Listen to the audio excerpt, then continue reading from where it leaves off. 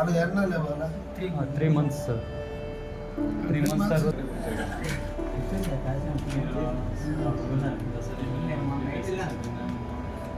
అది పెడతాం.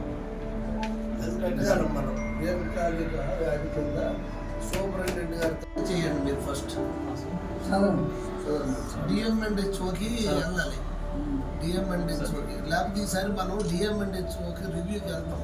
రిమ్స్కి డిఎంఎండ్హెచ్ఓ అప్పుడైనా నువ్వు రావాలి. నువ్వు మాకు సేఫ్టీ ఇవన్నీ లేకపోతే నేను లెటర్ పెడతాను, నువ్వు వెళ్తావా?